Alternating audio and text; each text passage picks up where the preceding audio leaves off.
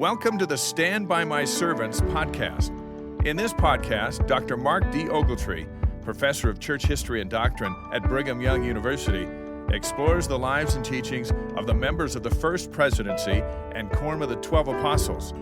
As we examine the lives and teachings of these leaders, our lives can be edified, enriched, and spiritually strengthened. Now here is your host, Dr. Mark D. Ogletree.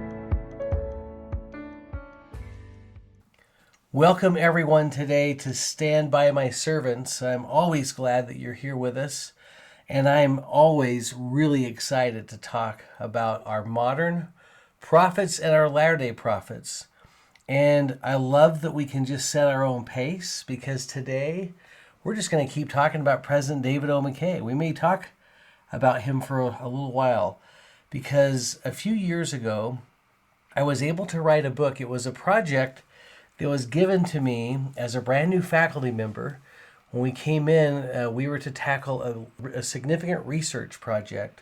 And so I chose to write on David O. Mckay as a father. I had done my doctoral dissertation on fatherhood, and I just wanted to stay with that theme. And I just kept seeing things in the life of President Mckay that were so significant. And so I ended up going to the church history library as well as the library, the Special Collections Library at the University of Utah, because it's there that they have so many of President Mckay's journals, diaries, letters that he wrote. And it was just a really fascinating thing. And I should say right now, by way of testimony, once again, as one who has had the opportunity to read many of the journals, many of the letters, and many of the personal documents of our Latter-day Prophets, not once have I ever seen anything that would dissuade me in any way that these are not men of God and that they are not modern prophets, seers, and revelators. And so I'm grateful for that experience that I've had that has only built my faith of living prophets and modern prophets. So I want to transition then, as we talk about President Mckay, let me just transition and do a little legwork here just on the idea of, I told you the book I wrote was on fatherhood. I'm going to use this, we're going to make a little bridge today and talk about parenthood, because I believe the concepts that President Mckay taught are for all of us, husbands and wives. So a few years ago, there was a national opinion poll, and they asked the question, what is the most important thing in life? And 90% of the respondents, 96% of the respondents, let me correct myself, said that the most important thing in life is to have a good family. In another Gallup poll, 8 out of every 10 people said that family was one of the most or the most important facet of their lives. And so it's kind of back to that idea that when it comes to being asked those questions by researchers, we definitely know what the right answers are. It doesn't necessarily mean that we spend our time in those areas. In fact, time is the issue, right? In a recent study today, 70% of fathers and mothers feel that they do not have enough time to spend with their children. In fact, when you think about it, a child in a two-parent family will spend on average about 1.2 hours each weekday and 3.3 hours on a weekend directly interacting with their parents. Overall, the average total time that parents are accessible to their children is about 2.5 hours a week and about 6 hours a week on weekends. So we know that we have this time shortage. Now, we'll just dive right into it. Let's make the transition here where we have time shortages. We have all kinds of challenges when it comes to raising our children and raising them effectively. We know that many parents are very busy today. That's one of the great obstacles that we face. We're going to figure that out today as we talk about President Mckay. But here's something that President Kimball said. President Spencer W. Kimball many years ago, and I've always loved this. He said, we all need heroes to honor and admire. We need people after whom we can pattern our lives. For us, Christ is the chiefest of these. Christ is our pattern, our guide, our prototype, and our friend. We seek to be like him so that we can always be with him. And then he said this, in a lesser degree, the apostles and prophets who have lived as Christ lived also become examples to us. And I totally believe that. I believe that our prophets and apostles become great examples to us in terms of marriage and parenthood. And I'm sure each of them, if we had the chance to visit with them, would tell us that they never ever professed that they were perfect in those areas. None of them have ever professed perfection as husbands, as fathers. We know that. But they certainly have all tried. And as I've studied their lives, what I have found is kind of just the opposite. That actually they're exemplary in those areas. And so one of the questions is, why look at David O. Mckay through that lens of parenthood? I just think, and many people would acknowledge this that lived during that time, that President Mckay was an example, such an incredible example of what a marriage should be and what a father should be. He was married to Emma Ray Riggs. They had 7 children. In fact, he may have spoken on marriage and family life maybe more than any other prophet. I think President Kimball would come close, and President Hinckley would certainly come close. He believed deeply and actively in the family and tried to live what he taught. And during the 1950s and 60s, so many members of the church looked to President and Sister Mckay as role models for what it means and what it looks like to have a happy marriage, to be great, wonderful, awesome grandparents, to be wonderful parents. Even today, I think still there are many that would acknowledge that President and Sister Mckay were just great, healthy examples of marriage and parenthood. And so if we want to be successful as parents, my belief is that we want to be able to look at President Mckay as a role model. And one of the ways we look at him is that when you think about it today, so many parents, especially fathers, travel, right? They travel a lot, and they work many long hours, and they travel extensively, as I mentioned. And how was David O. Mckay able to balance his church life and his professional career with his family? Because like so many of us today, President Mckay was busy, off the charts busy. And unlike so many men that are called into the quorum of the 12 in the twilight of their lives, right, in their 50s or 60s or even 70s, President Mckay was in his 30s. He still had young children in the home. In fact, he would still have children come after he was called to be an apostle. So David O. Mckay just becomes an incredible example to look at as someone who balanced an incredibly busy life with family at the same time. Now, one of the things I want to use as a model or a template as we look at President Mckay's life is Erik Erikson's model of psychosocial development. And one of the phrases that we learn about, I won't go through his entire model, but it really is a stage model that is framed in the ages, how old we are. For example, I'll just give you one that's so crucial, but between the ages of 5 and 13, he said the great conflict that teenagers are going to have to navigate is industry versus inferiority. And then from the ages of 13 to 21, the great conflict is identity versus role confusion. Now, even though Erikson constructed this model many, many years ago, think of how dead on he is, insane to our youth, that, yeah, you need to form your identity, and you will form your identity in those teenage years. And we see so much identity confusion today. It's really interesting. Erikson was onto something. But he said, yeah, that's what we have to navigate during those teenage years, is identity versus confusion or role confusion. But during our 40s to 60s, let's say, even our mid-60s, he said the conflict would be generativity versus stagnation. And this idea of generativity, or in other words, passing down knowledge, caring for and nurturing the next generation, developing the virtue of care and nurturance. That's kind of what we want to talk about. And we're going to talk about this idea. Some BYU researchers years ago coined the term generative fathering, but we're going to talk about just generative parenthood. And under that guide, there were 8 key elements of what it meant to be a generative parent. And because this could take a while, I'm just going to be really brief today and say I'd like to just talk about 2. And the first 2 are commitment and care. And by the way, this is what I did in the book on President Mckay's life as a father.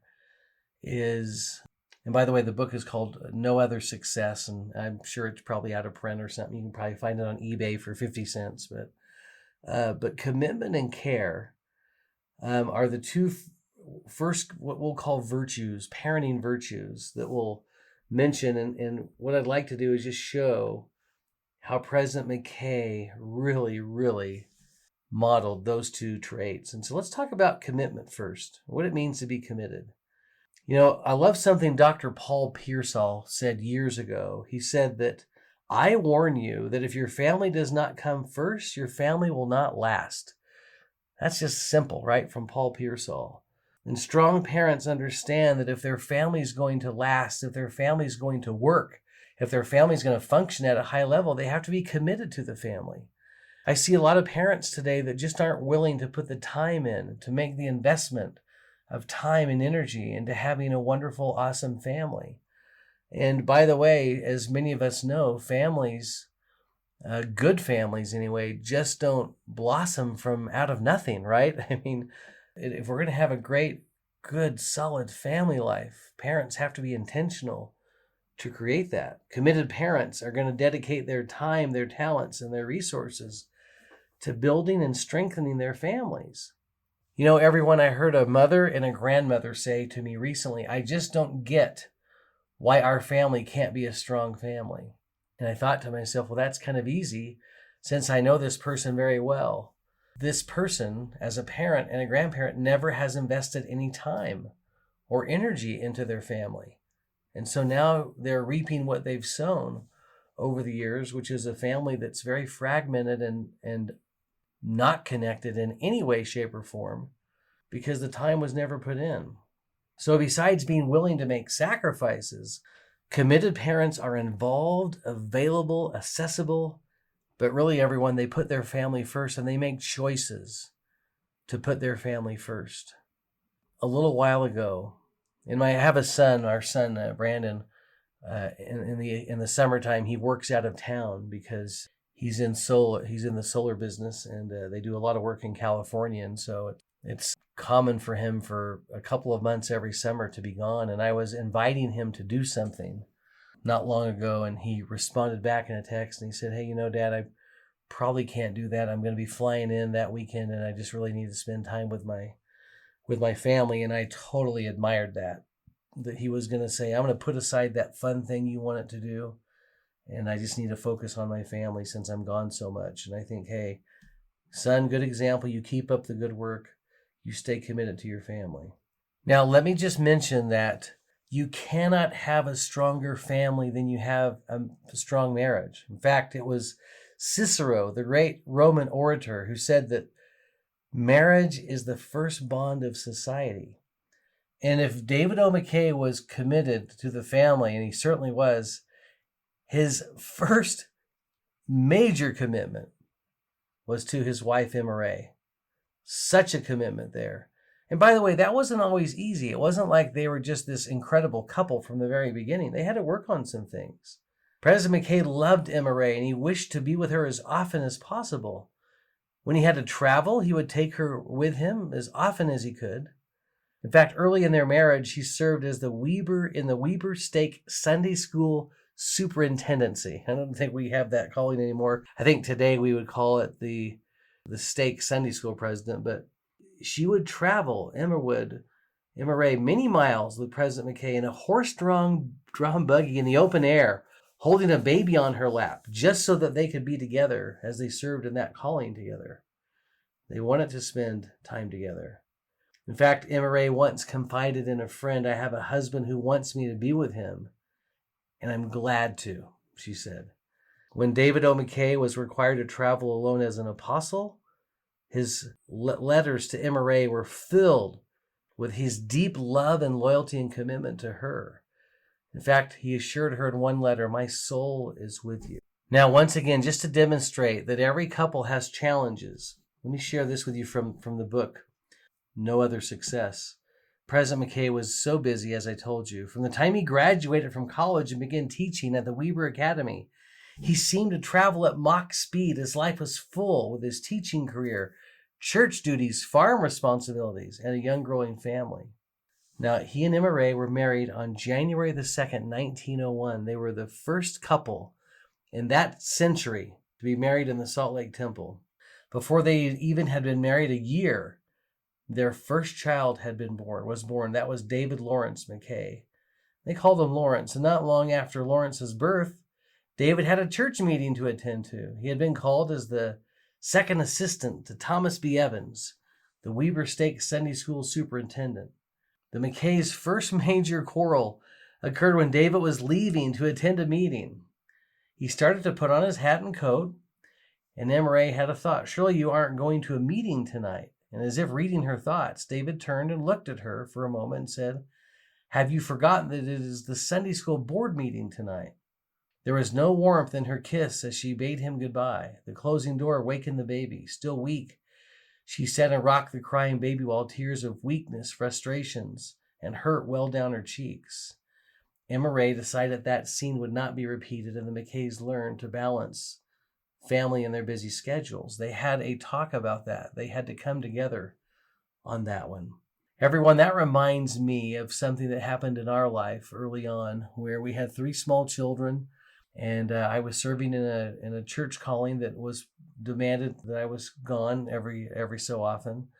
There was a stake priesthood leadership meeting on a Thursday night, and I remember my wife had been home with just those 3 little babies who were all pretty sick. I think their ages were like 4, 3, and 1. And they'd just been sick all day. I'd come home early from work so I could help, and I know my wife appreciated that. And I helped her with the kids. We had dinner together. It was great. And then after the dinner, I started walking out the door. And I said, "We'll see you when I get home." And my wife said, "Wait, where are you going?" And I said, "It's our stake priesthood meeting." And my wife said, "I don't remember you ever telling me about that." And I said, "Well, I thought we talked about it." And we had that discussion for a few minutes, if we had talked about it or not. And then my wife said something. And by the way, I don't know anyone more committed to the gospel than my wife. So I hope this doesn't come across the wrong way. But she said, "Are you really going to go to that meeting tonight?" And her eyes showed that what she was saying is, "Man, I am exhausted. I've been wrestling with these young children all day long. They're all sick. I am worn out."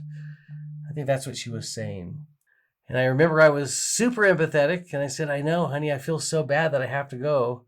Well, see you later." And I walked out to the garage, got in the car, and I started to drive down our street in Mesa, Arizona. And I got about halfway down the street, and I remember starting to think, this is kind of dumb. I'm going to a stake priesthood leadership meeting to learn how to be a better husband and father. And my wife is home, probably crying at this point, with 3 sick babies. This doesn't make any sense. And I did. I turned the car around and went home. And I'm not going to tell you that I've always done that the right way, but that was definitely the right thing to do that night. My wife was very grateful. And, like I said, there's been other times where I chose to go another route, right? But on that night, I knew that I needed to go back with her. But we had to talk about that. We had to figure out what the balance was going to be. Like all new parents, adjustments would have to be made with the Mckays and the Ogletrees, right? And the sacrifices on the part of both parents would have to be offered. David would also have to learn to adjust his priorities. He was the one who would later quote J.E. McCullough's famous statement that no other success can compensate for failure in the home. And David would have to eventually discover that being a righteous parent was probably more important than attending to all of his church duties. He would also come to understand that being an effective father, to do that, he would have to be home. You can't do that when you're not there, right? Years ago, President Harold B. Lee taught this. He says, "Sometimes as I go through the church, I think I'm seeing a man who is using his church work as kind of an escape from his family responsibilities. And sometimes when we've talked about whether or not he's giving attention to his family, his children, and his wife, he'll say something like this, 'Well, I'm so busy taking care of the Lord's work that I really don't have time for my family.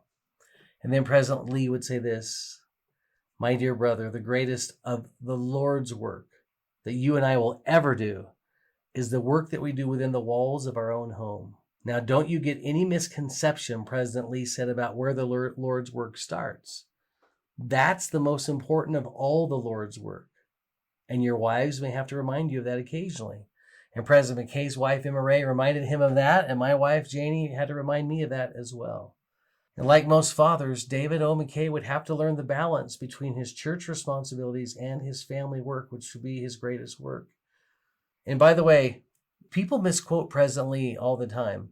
I've heard that quote said this way: the greatest work you'll ever do is within the walls of your own home. Nope, he didn't say that. He said the greatest of the Lord's work you'll ever do is within the walls of your own home. Well, I told you that President Mckay had a really busy schedule. When he was first called into the quorum of the 12 apostles in 1906, he was 32 years of age. At the time, he still worked. It wasn't quite, they didn't have it quite worked out the way we have it today, that an apostle just gives his full-time effort to the Lord's work in his calling as an apostle.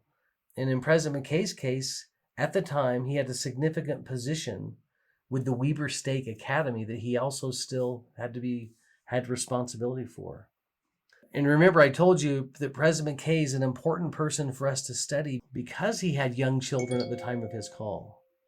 At the time of his call to the Quorum of the 12, they had 2 children under the age of 5, and they were soon to have a 3rd child. When David was called into the Quorum of the 12, for 2 more years, he maintained his position at the Weber Academy. So he'd work a full day at the academy.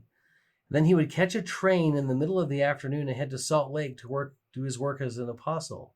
He would often return to Ogden, which is where the Mckays lived, sometime around midnight or even after midnight. And he'd wake up at 5 the next morning and he would begin the entire routine again. Here is a typical schedule of David O. Mckay's life back in his early 30s. He would teach a rhetoric class at 7:45 in the morning. At 8:40, there'd be a faculty prayer meeting. At 8:45, a devotional. At 9:15 a.m., he taught a theology class. At 10:30 a.m., he taught an English class.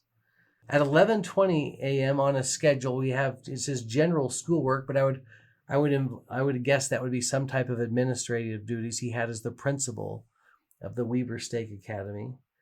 Lunchtime was at 12:10, not at noon, but at 12:10. And then after he ate his lunch, at 1:15 p.m. every day, he would board a train for Salt Lake City from Ogden. He would arrive in time for his committee meeting at 2:30 p.m. He would engage in Sunday school work, which was one of his assignments as an apostle, at 3:30. Another committee meeting at 5:30, a general Sunday school board meeting at 7 p.m. And then at 11:45 p.m., he would board the train in Salt Lake and head home to Ogden. And in this particular journal I have, he said he would retired that night at 1:30 a.m. And then he's going to be up at 5 to start the very next day. Now, I know that there are a lot of you out there that do have busy schedules. And you're probably saying something to yourself is, thank goodness for weekends. At least President McKay could sleep in on a Saturday morning and hopefully enjoy his family. But remember, he was an apostle. And what do apostles do on weekends? They go and attend state conferences all throughout the country. And sometimes that would require President McKay to be gone for a few weeks back in those days. In fact, one journal account says this: returned home at midnight and met Emma Ray for the first time in 2 days. Anyway, we know that was part of the challenge of President McKay's life, was just being extremely busy in the church and with a strong growing family. I think President McKay was always in a family state of mind and always probably felt some twinge of guilt a little bit as he would have these big church assignments. But he would try to be as present as he could emotionally.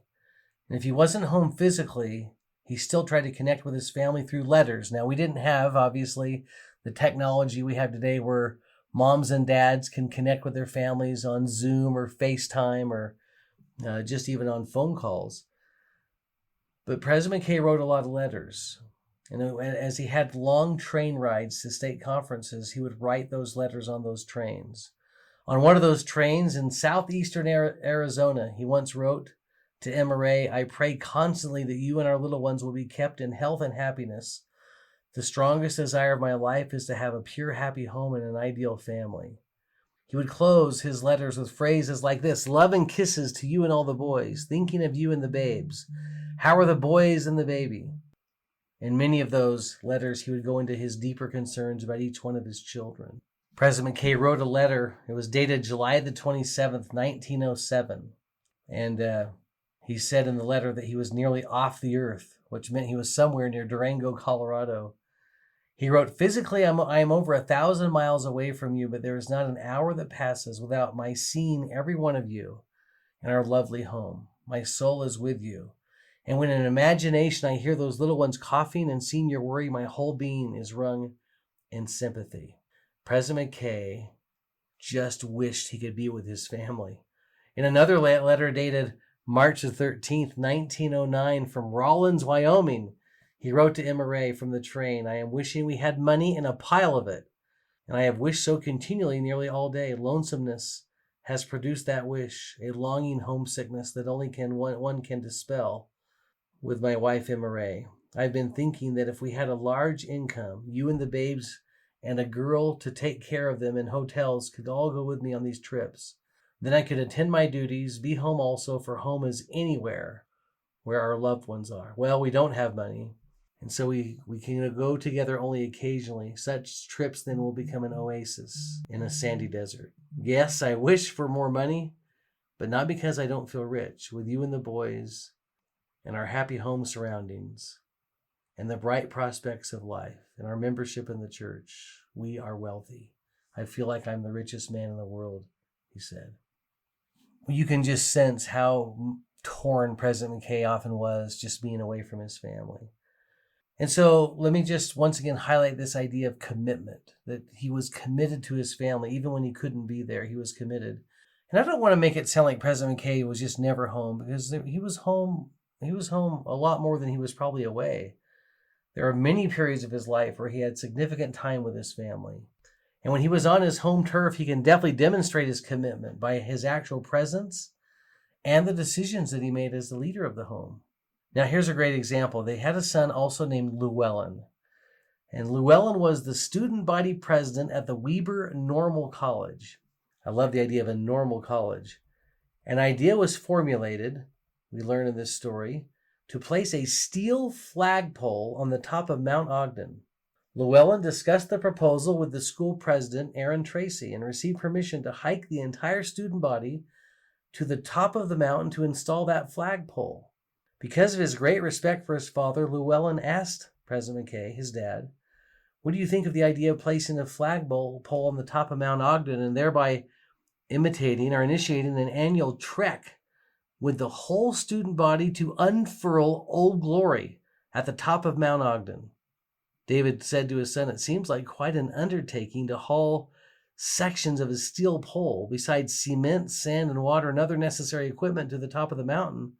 But if the administration is behind the project and the students are enthusiastic, I'm sure it can be done successfully."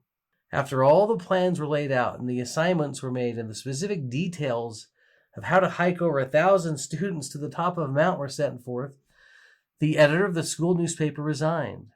This was a huge disappointment for Llewellyn. It was though the school newspaper that had all the instructions that were to be communicated for the hike, not to mention to light a figurative fire in the hearts of the students to get them excited for the project. And so much depended on that school newspaper. Now I'm going to take a time out for a minute, but in our case, it'd be like, okay, if all social media was shut down and we had no way to communicate to the other students what was going on, that'd be kind of hard. And so without a school newspaper to advertise the project, how do you get the word out? That was kind of the problem. Llewellyn was crushed, and that night at dinner, David noticed his son's downcast countenance, and he said, "Llewellyn, what's the matter? You act as if you've lost your last friend." I told my dad of my predicament and my fear that I would have to give up my objective relative to the Mount Ogden trek. And then President McKay said this, and I love it. Never give up, my boy. He said, difficulties will always come in your way. With the help of your classmates, put the paper out yourself. And with a twinkle in his eye, he says, I rather look forward to going with you to participate in this event. Llewellyn said that was all I needed. The next day, I rounded up my best friends. We got busy writing the needed edition of the paper. We even put the resigned editor's name in it, hoping it would encourage him to come back on the job for the following issue. And that did turn out to be the case.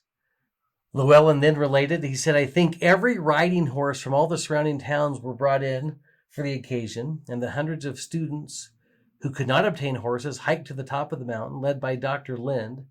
How happy I was when the signatures of the faculty and the student officers were added to a document, which was placed in a bottle and sealed in the cement at the bottom of the flagpole, because Father's name headed the list. At that moment, I came to the realization that had Father not stated, I'll take part of this with you, I'll take part in this, I probably would have given up. That flagpole still stands on the top of Mount Ogden.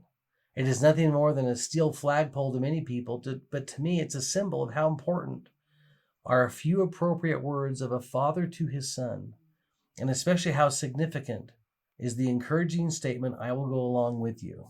Think of the commitment of David O. Mckay. Here was a man who was an apostle, super busy, could have been doing 100 other things, but decides to take an entire Saturday to help his son and to be with him and to get behind him in that task. Now let me share with you one other aspect of what I would call generative parenthood.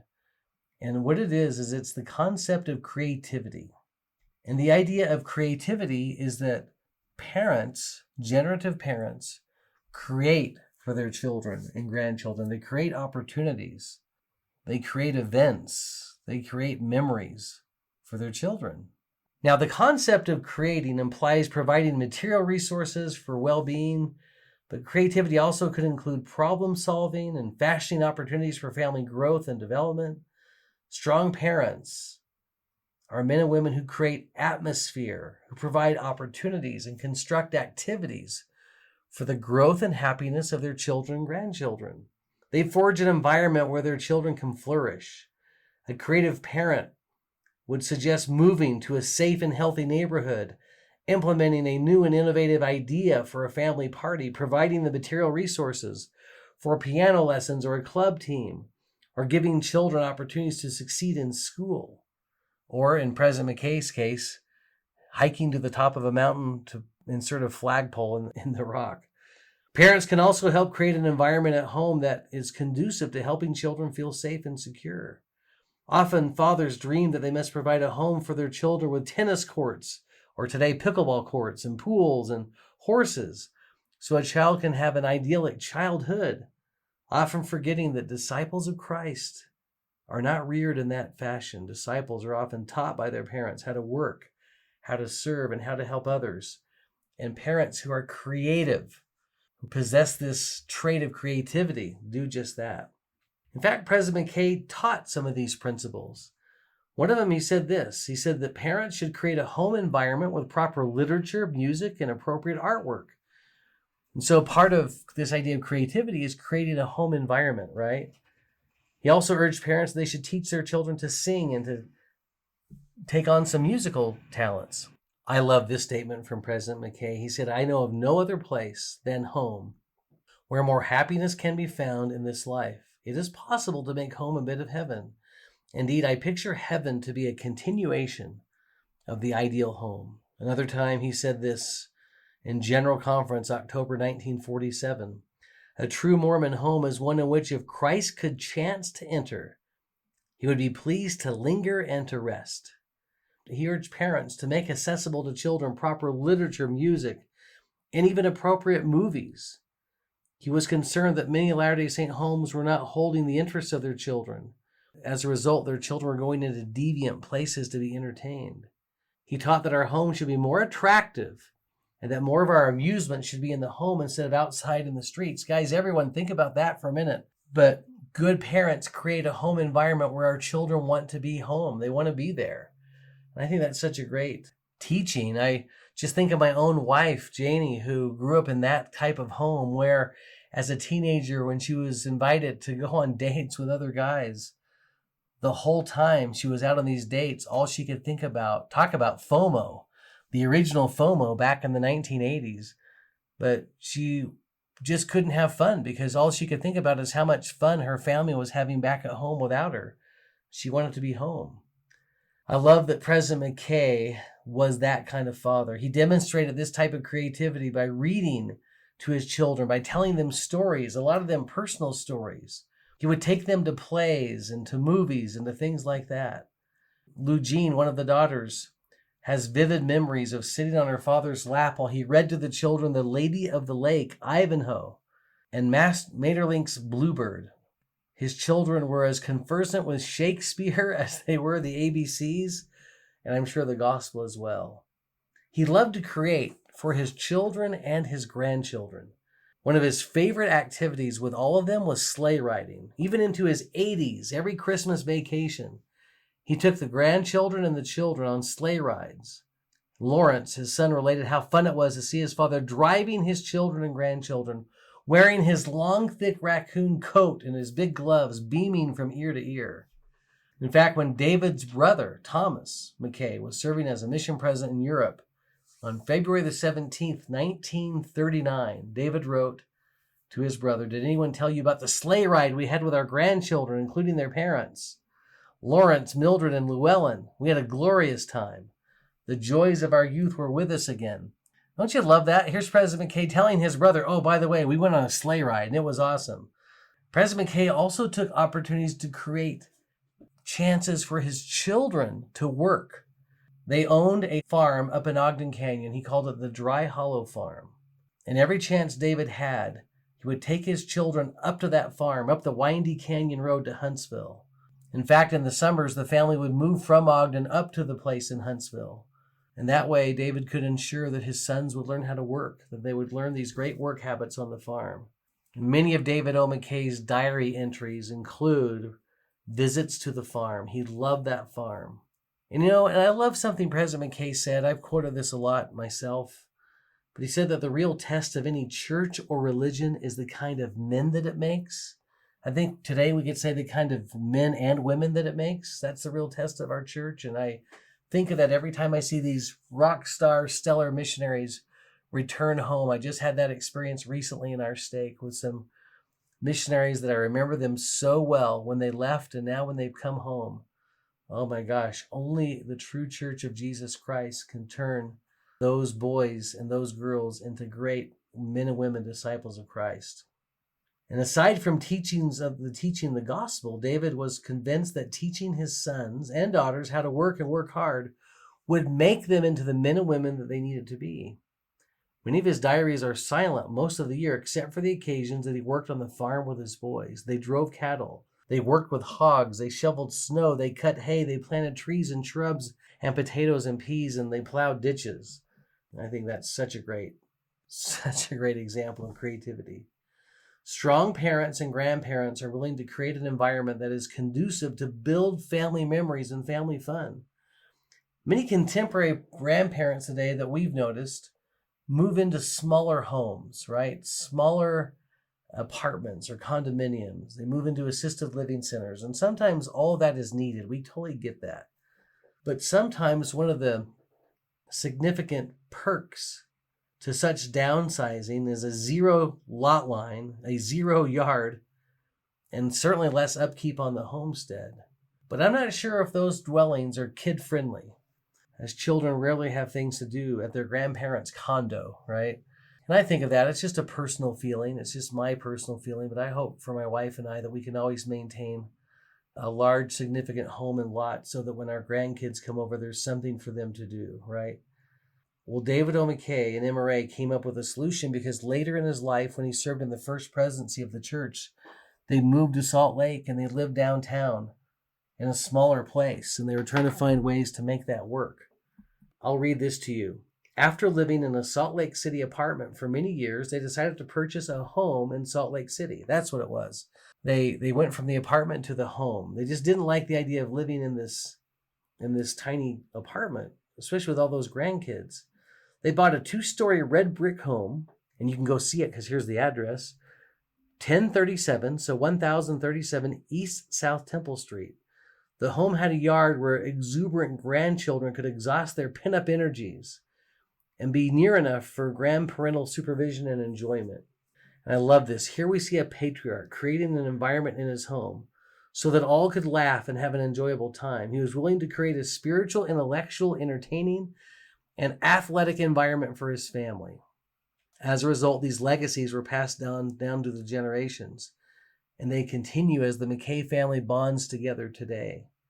David and Emma Ray were excellent grandparents, and in their Salt Lake City home, they had the grandchildren over quite often. For Christmas dinner, the adults usually sat around the large kitchen table while the children ate their meals at several card tables. I remember card tables well.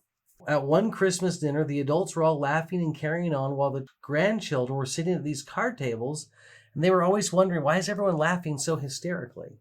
One granddaughter basically said, "What were you laughing about? We couldn't hear." Immediately, President Mckay flipped the classroom, so to speak. He changed the family tradition on the spot. He said, "Christmas is for children." And from that point on, the grandchildren sat at the large table with their grandparents, and the adults sat at the card tables, which were now closer to the main table, so everyone could laugh together. Everyone, those are such great examples of parenthood, of grandparenthood. Maybe the greatest way to summarize all of this today and conclude in a really significant way is just to quote something that probably a lot of you have heard before, but it's President Mckay speaking to a group of church employees, and he put into perspective what I think all of our priorities should be. He said, "Let me assure you all that someday you'll have a personal priesthood interview with the Savior himself, and if you're interested, I will tell you the order in which he will ask you to account for your earthly responsibilities. First, he will request an accountability report about your relationship with your wife." Now, by the way, this was a meeting with priesthood men. "Have you actively been engaged in making her happy and ensuring that her needs have been met as an individual? Second, he will want an accountability report about each of your children individually. He will not attempt to have this for simply a family stewardship report, but he will request information about your relationship with each and every child. Third, he will want to know what you've personally done with the talents you were given in the pre-earth life. Fourth, he will want a summary of your activity in your church assignments. He will not be necessarily interested in what assignments you've had, for in his eyes, the home teacher, or we would say today, the ministering brother or sister, and mission president are probably equals. But he will request a summary of how you have been in the service of your fellow men in your church assignments. Fifth, he will have no interest in how you earned your living, but he will want to know if you are honest in all of your dealings. And sixth, he will ask for an accountability on what you have done to contribute in a positive manner to your community, state, country, and world. Now notice the relationships at home. Our priorities certainly should be laser focused on our spouses and our children, and our actions should demonstrate that commitment. President Mckay was an example of rock-solid commitment as a parent, and he lived what he taught. Well, everyone, thank you so much for being with me today. Thank you as we've indulged a little bit in President Mckay as a parent. I think he was wonderful and a great example to all of us. Thank you for being with me today, and I look forward to doing this again next week.